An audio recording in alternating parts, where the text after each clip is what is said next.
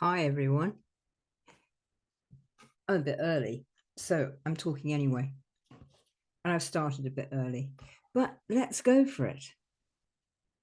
What am I talking about? Get connected. This woman, she started off today with get connected. Yeah, fine, Ellen. So what? What am I supposed to connect to? Who am I supposed to connect to? How do I do it? And what good is it going to do me? It's going to do you a whole lot of good. Let's start off with the benefits. You're going to end up with a team that you are going to be able to trust for the rest of your life. You may not actually see them, at least not every day, and not in the normal sort of way that you do. You'll see them in your mind's eye because it's all witchy stuff. Everything Ellen does is all witchy stuff. As you know, or maybe you don't, I was born a witch. I have practiced the old ways of Britain all my life, and I can't live without them. I couldn't. It just wouldn't happen. It's in my bones, in my blood. What else? And what does that mean? And how does that make a difference? It's a whole way of life. It's not a religion and it's not a belief system. It's a whole way of life, of understanding our connection to our planet and to the sun, our star.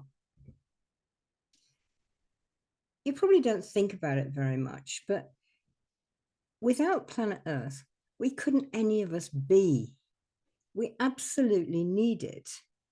But how many people think about that every day?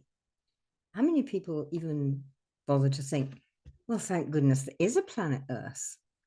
Otherwise, I couldn't do my job. I couldn't live. I couldn't have my family. I couldn't have my friends. I couldn't do any of this stuff. And the sun possibly gets even less recognition than our Earth. Because, well, it's up there and, well, its sun's not out today, it's all raining and dark and cloudy and I'm cold and I can't see anything. So all we do is complain that we can't see the sun. Or like today, I'm absolutely baking. I'm not outside, thank goodness. I couldn't be outside. I'll be able to go outside again about 6 o'clock because it's 28, 29 degrees here in Shropshire in England. And it hasn't been that for a long time. And I'm not very good at heat, actually. This is too much for me to be outside, but it's definitely out there. I'm blaring down sunshine. It's very beautiful and it's lovely. And come 6 o'clock, I'll be out there, hopefully with a small glass of something. But apart from that, we don't really ever, most people don't really ever think about the sun or what it is or what it does. And as I said, actually, it's one of the two things that we cannot, absolutely cannot do without: the earth and the sun. The earth gives us food. The earth gives us oxygen through the plants that take in carbon dioxide and give out oxygen every time I can't speak today, every time they photosynthesize. It gives us water through the seas and through the sun and through the air currents that pull up the water and then spill it down out of the clouds, all freshened up and beautiful, onto the land, into the rivers, so that we can drink, so that the plants can drink, so that the animals can drink. And that happens because the earth holds all that stuff, grows the plants, and holds the oceans, holds the land, and the sun energizes it all, makes it happen. But we take all that for granted. And it's sort of like, yeah, well, fine, okay, that'll keep on happening. It's been happening for 4.5 billion years so far. It'll keep on happening till the end of time. Well, actually, for a start off, that's not quite true, because the world that we live in now is incredibly different from how it was 4, 3, 2, 1 billion years ago, even 500,000 years ago, even 50,000 years ago. That seems a hell of a long time to us, because we live our 80 years and 10, or we live to be 112, or however long we decide to live. But it's going to be between sort of 70 and 100 years, probably. So the idea of 5,000 years is enormous. The idea of 50,000 years is even more so. And the idea of 500,000 years is sort of like, I can't take that. And yet, that's what is. And without it all having grown and evolved and become, we wouldn't have the world that we have now. And we wouldn't be here. I wouldn't be sitting here talking to you. The Earth, often people think of it just, third rock from the sun. Okay, it's got lots of greenery on it. And when you look at it from the space station pictures, it's this lovely swirling blue clouds, and it's very pretty and all this sort of thing. We haven't really found a planet in all of our looking with all the amazing telescopes that we have. We haven't yet found another planet that looks just like ours. Maybe there is one. There are billions and trillions and zillions and however many planets out there. We just haven't come across it yet.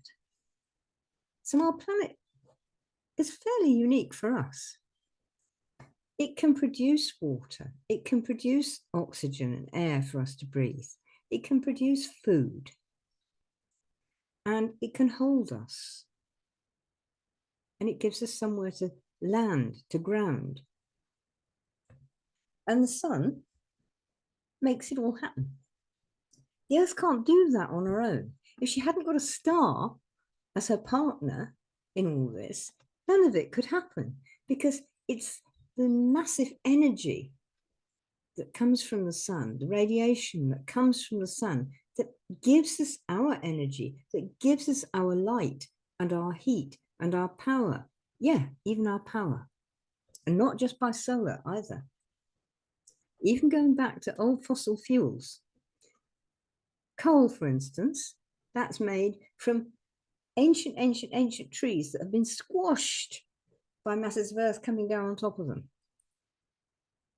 So in a sense, it's burning wood, just very, very, very, very old wood. Oil, that's squished sea creatures from millions of years ago. Yeah. So again, those animals lived, those trees lived, because of the sun, and because of the earth, because of the two working together. So hopefully I've given you a bit of a different idea about what the earth is and what the sun is, and how much more important they are than what we might have just thought of before. In the old ways, and this goes for what they call shamanism all around the world, and what it comes from there is that all of these things are there for us. But not only us, they're there for everything that we have. And in the old ways, in shaman ways, we know that these people, that these things, the earth and sun, have actually been there forever in our terms. So the old peoples, what they call the indigenous peoples, and yeah, I'm as indigenous as anybody else, My family goes back hundreds of thousands of years here. I mean, the sacred well that my aunt owned in the village where I grew up is actually 4,000 years old. So, don't tell me I'm some new boy on the block. No, these ways are ancient, and we knew the importance of the sun. We knew the importance of the earth, and we took notice of them. And no, we didn't worship anybody. We never worship anybody in our old ways. All we do is notice them. I'm going to slightly sidetrack there. Noticing, if anybody's not on mute, can you please mute yourself? Anybody who isn't on mute, please mute yourself. Kitchen clanging going on. So would you mind muting? Thank you. That's wonderful. So I'm going to sidetrack.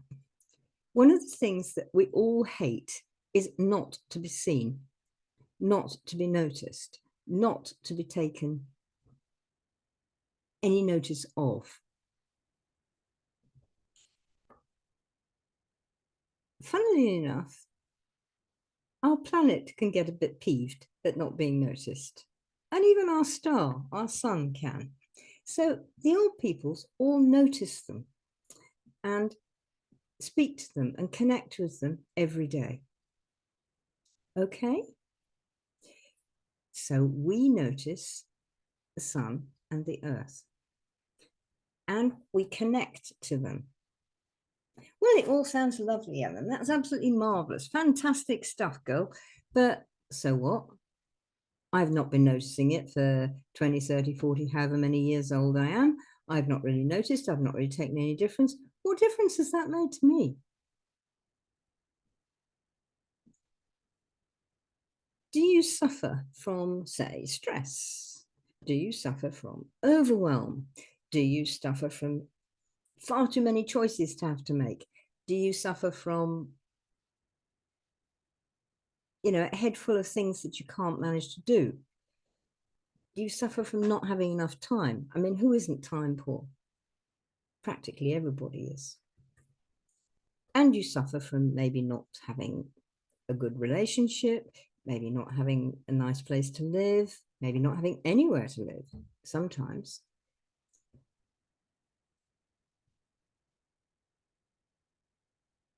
When you actually connect to your planet and your star, it makes a terrific difference to all of that.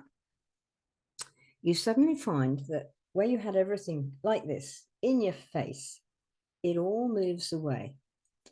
And I know I've got at least one person on here today who has experienced that and does it. And I've got some client stories to tell you as well, where they have done this, where this has happened for them. They've actually worked this. And they find themselves able to actually get perspective and find things out. I mean, businesswoman that I know, she's actually a business navigation specialist, very good at it. And she sent me this one, which I put up on LinkedIn not long ago. She said, this morning I was in connection. That means she was doing the connection meditation, which I'll tell you about in a minute. I was in connection for nearly an hour, and I came away with a really great plan for today. And then I had 3 sales meetings. And in each of the 3 meetings, the people said yes. She just can't get over the fact every day is so productive for her now. And I've been on call with her recently since this, and she has a whole plan and strategy worked out.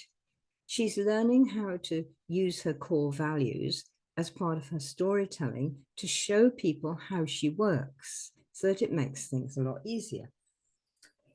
And she checks out what she does in her connection meditation every morning.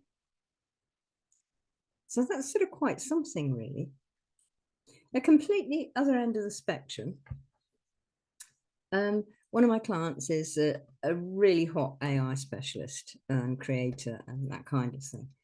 And he was saying, I never realized what I was missing.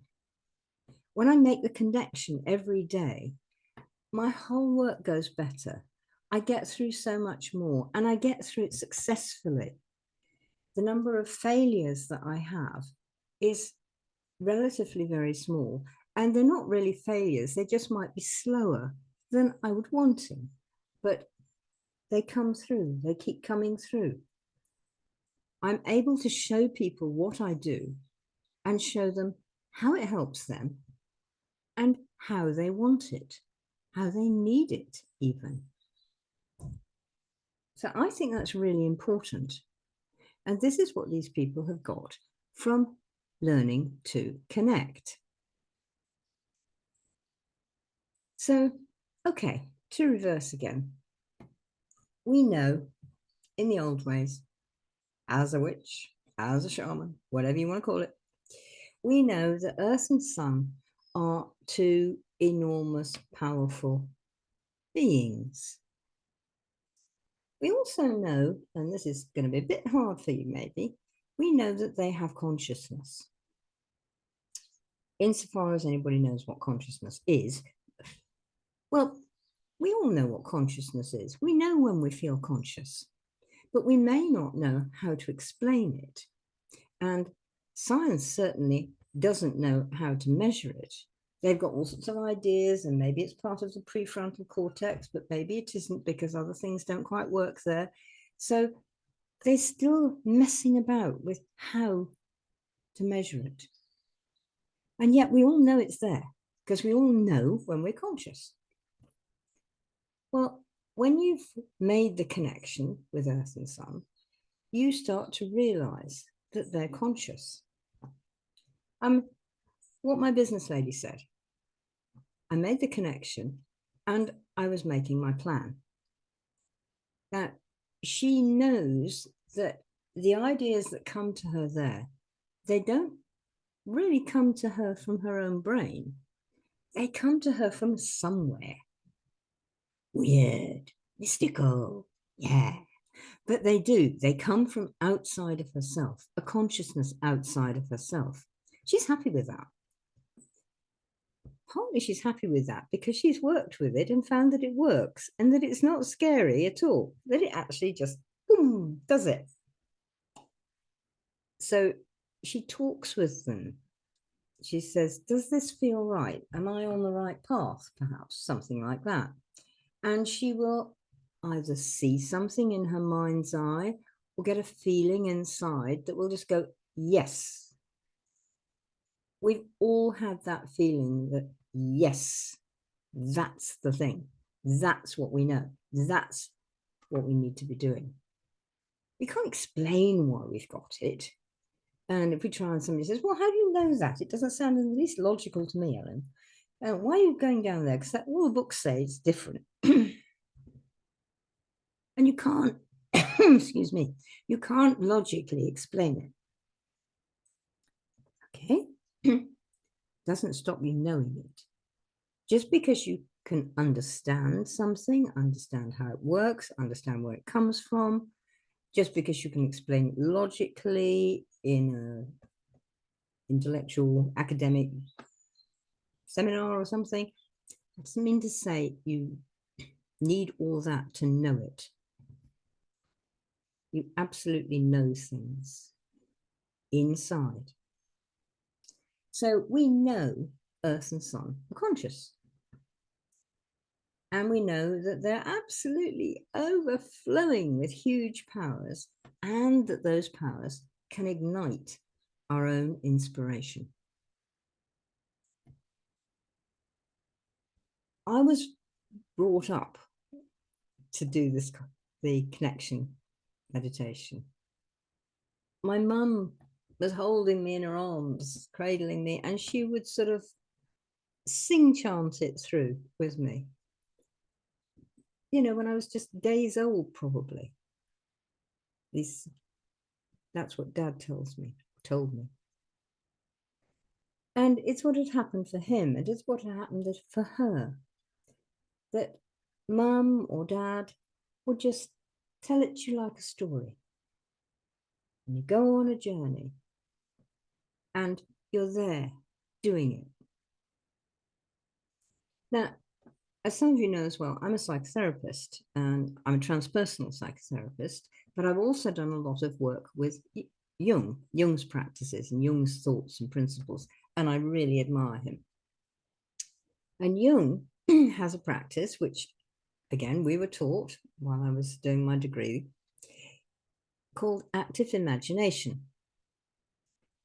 Now this, I was just sort of lying there going, doing it, because you actually learn it by doing it, because I think that's brilliant. Same way as my mum taught me the connection exercise, by doing it. So there I was being taken through this active imagination. And it was just like going on a journey, a shamanic journey, a witchy journey, a consciousness journey, whatever you want to call it. Wow. It's what they call a led journey, and probably lots of you have been on them, where somebody is partly talking you through the journey. But it takes you a bit further than many psychological practices do, in that you go into this, and then the person, your guide, real human guide, who is with you, asks you, "Where are you now, Ellen?" "Oh, I'm in a forest." What's the light like there? What does it look like? What's the trees? And they help you speak out the picture that you're seeing inside as you're on the journey. And you meet people. And so you meet this wise old man, or this owl, or this fox. And so tell me about Fox. Who is Fox? What is Fox like?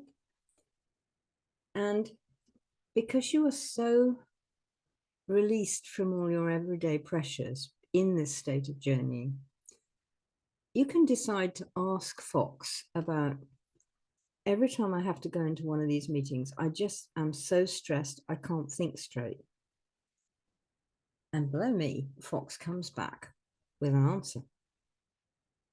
Oh, yeah. And when you practice it, when you do what Fox has suggested, it works. And you find things are really happening. This has started because you've connected first with your planet and with your star. And you end up with this wonderful feeling of energy passing through you between the earth and the star, between the earth and the sun. And there's you in the middle. And it's like you're a pipe for it. In the old ways, we call it a hollow bone. You are a hollow bone that it passes through. And my business clients who've never done this before in their lives, they find this happens for them. They go, wow, that really helped. And it energizes you.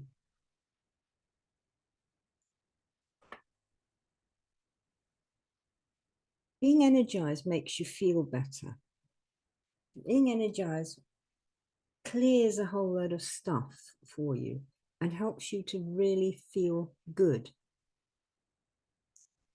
And as you get used to it, so I, as in the active imagination, say, is there anybody else there in your forest? And you say, well, I want to walk up this path, and I think maybe around the corner there is a witch, a spider who's talking to you, a squirrel who's telling you something. Whatever your imagination and your soul likes to see. But it isn't part of your soul. It's wearing a costume, a squirrel costume, for instance, because you like squirrels. But it's something outside of you. It is energy in the world that is outside of you. And you find you end up with these energy friends, and they become your team. Like you might have a team of helpers and specialists and a team of staff who help you in ordinary everyday world, and they would be like human beings. But these are energy beings. One of the things about working with the energy beings, including planet Earth and our star, the sun, is that they have a much bigger picture than you do of what is going on and of your life. And they won't show you the whole blooming lot all at once, partly because that would be totally overwhelming. But they will show you what you need to know next.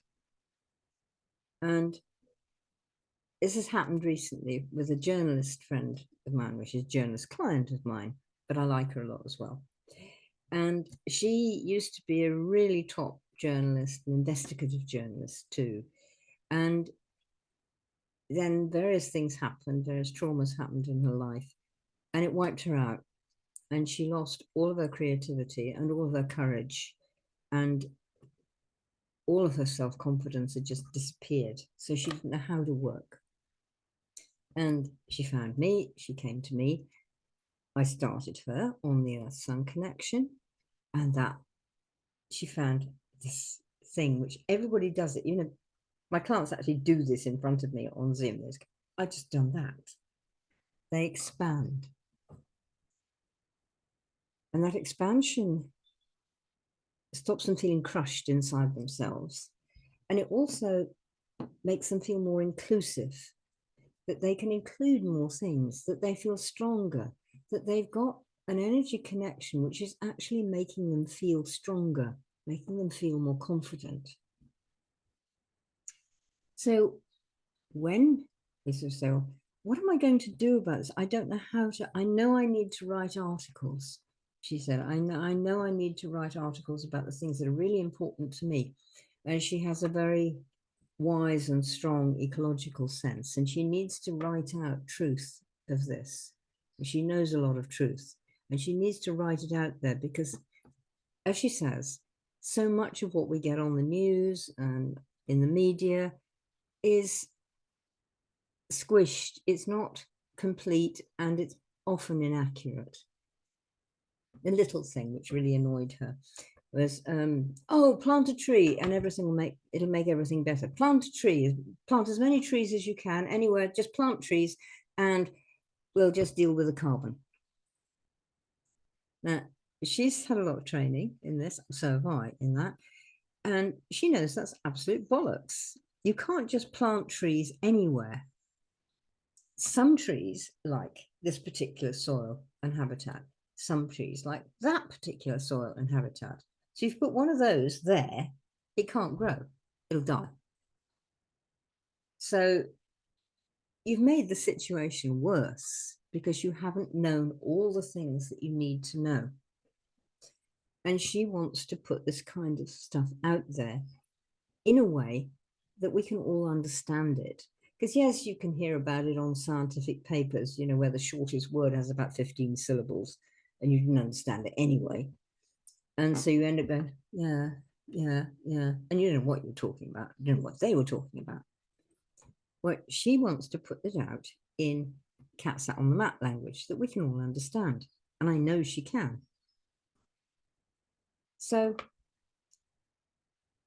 she built her strength with her Earth Sun connection. And she started to meet beings. There's a very old yew tree that is near her that you can actually climb inside. It's one of the ones that's hollow.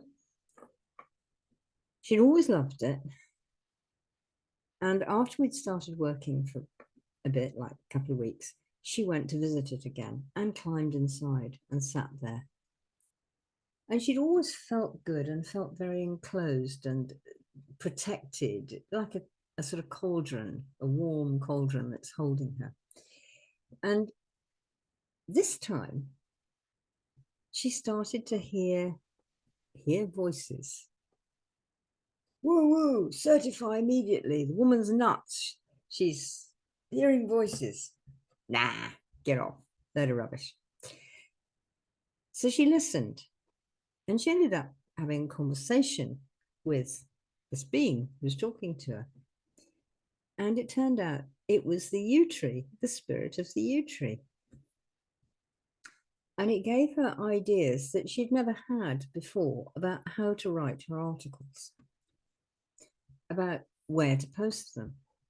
And in the next week, she met two people who are part of big charities who said, would you write for our charity? Would you blog for our charity on this? Never thought of that before. Talk to yew tree, get the ideas, having made the connection to earth and sun, and said, you know, yeah, I'm on your team. I'm all for this. And what does she get? She gets offer of jobs, offer of work, as well as clarity in how to write the articles and how to make them really readable.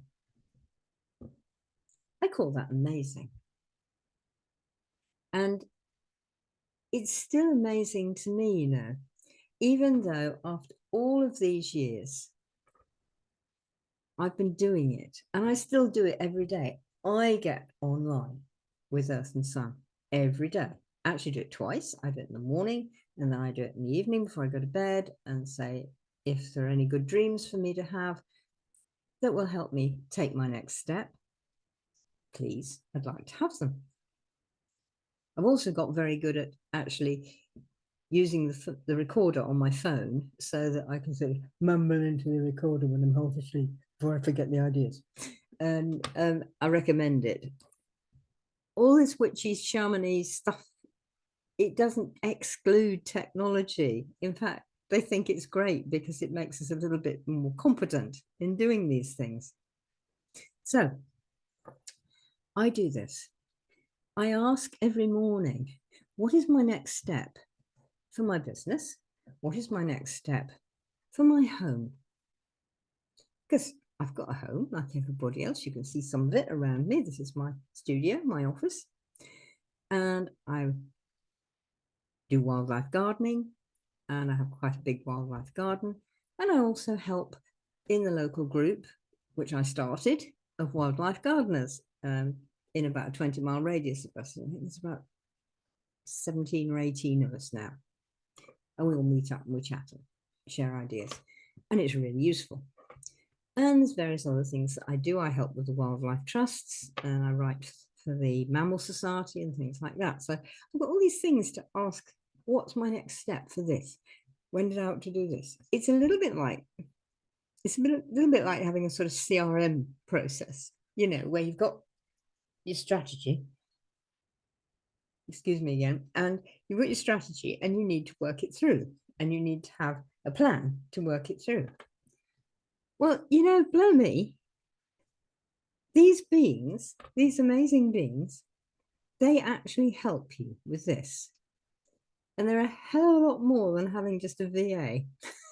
Not that I'm knocking VAs because they're great, but they're a hell of a lot more than that because they can actually help you rejig the plan because every day is different. And what you planned last week might need some tinkering with in order to make it happen next week properly.